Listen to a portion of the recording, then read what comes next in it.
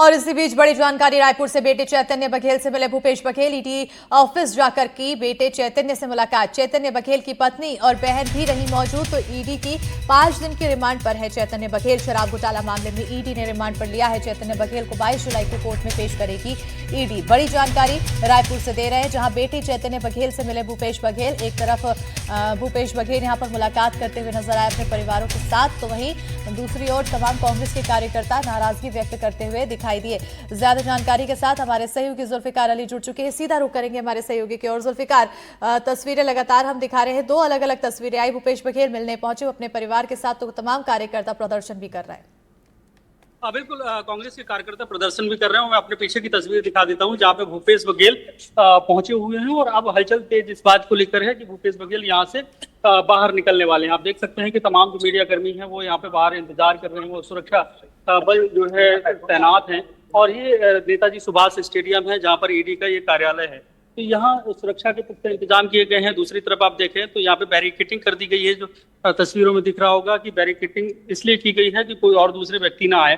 तो यहाँ पे जो अंदर अभी कुछ देर पहले पहुंचे तो भूपेश बघेल जो पूर्व मुख्यमंत्री छत्तीसगढ़ में रहे हैं और उनकी बहू और बेटी, मतलब 3 लोग चेतन बघेल से मिलने के लिए पहुंचे हैं। और इस दौरान अभी अंदर उनकी मुलाकात हुई है और चर्चाएं हुई हैं, बातचीत हुई है। और भूपेश बघेल ने जो बातें उन्होंने जानने की कोशिश की है बेटे से कि उन्हें किस तरीके की परेशानियां आ रही हैं, क्योंकि स्वाभाविक सी बात है ईडी के रिमांड पर हैं तो उनसे बातचीत कर रहे हैं, उनका हौसला अफजाई कर रहे हैं।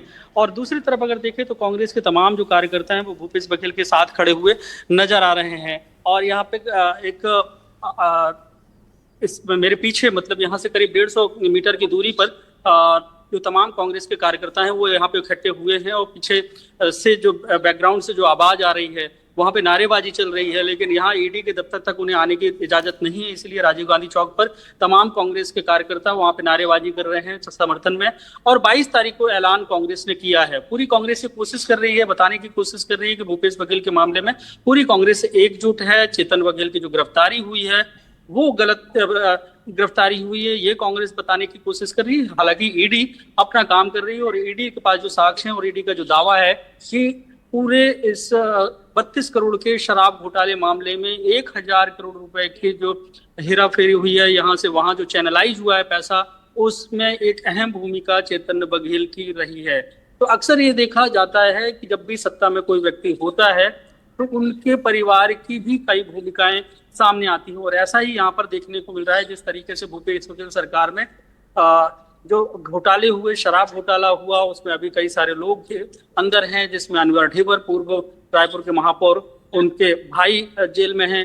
इसके साथ साथ अनिल टुटेजा की भूमिका, एपी त्रिपाठी मतलब अरुणपति त्रिपाठी की भूमिका, ये तमाम लोगों का जो राजनीतिक और आधिकारिक जो सिंडिकेट बना था अवैध तरीके से शराब घोटाले मामले में, उसमें ये अंदर हैं। और कुछ लोगों को हालांकि जमानत भी मिली, लेकिन अलग ईओडब्ल्यू ने भी इस मामले में केस दर्ज किए हैं। लेकिन अब ईडी ने चैतन्य बघेल को गिरफ्तार किया तो उसके बाद से छत्तीसगढ़ की जो राजनीति है वो गरमाई हुई है। एक बार हम फिर तस्वीर दिखाने की कोशिश करते हैं, क्योंकि हलचल बढ़ी थी, अब हलचल थोड़ा कम हो गई है, क्योंकि पुलिस बल जो है वो अब थोड़ा सा पहले सक्रिय हुआ। लेकिन हो सकता है कि और भी अंदर चर्चाएं हो रही हों और इसी कारण से जो सुरक्षा बल हैं वो थोड़ा सा न्यूट्रल हैं। कि हो सकता है कि 5 से 7 मिनट और भी लगे उन्हें बाहर आने में। लेकिन अभी अगर देखा जाए तो करीब 20 से 25 मिनट का समय हो चुका है भूपेश बघेल को और उनकी बेटी और उनकी बहू को अंदर गए हुए। और अंदर क्या बातें हुई वो बाहर निकल कर आएंगे, तो मीडिया से जब चर्चा करेंगे तो उसके बाद उसका खुलासा होगा। लेकिन कुल मिलाकर भूपेश बघेल ये बताने के लिए अंदर गए हैं कि बेटा परेशान मत होना, अभी पूरी लड़ाई जो है आने वाले वक्त में बाकी है। जी बिल्कुल। जुल्फिकार, अगर आरोपों की बात की जाए तो मनी लॉन्ड्रिंग, पैसे की वसूली करना जैसे कई बड़े बड़े आरोप यहाँ पर चैतन्य बघेल पर लगे हैं। कौन कौन से और क्या कुछ आरोप हैं अब तक उन पर?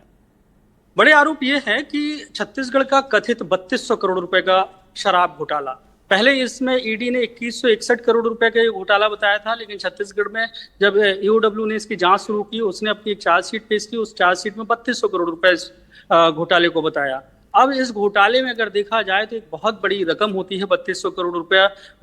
करीब 3 साल तक छत्तीसगढ़ में जो एक सिंडिकेट बना था शराब घोटाले का, जिसमें अधिकारी थे, नेता थे, सत्ता के रसूख वाले लोग थे, और उसमें से अगर एक नाम देखा जाए तो चेतन बघेल का भी नाम अब जुड़ गया है। तो इन की जो भूमिका थी वो सीधे तौर से आरोप है, और जो पैसा इनको मिला तो इन्होंने एक जैसे सहेली ज्वेलर्स है उस पर इन्वेस्टमेंट किया, और इनकी एक कंपनी है जिसमें से जुड़े हुए हैं, कंस्ट्रक्शन की कंपनी है, उस पर इन्वेस्टमेंट किया गया है।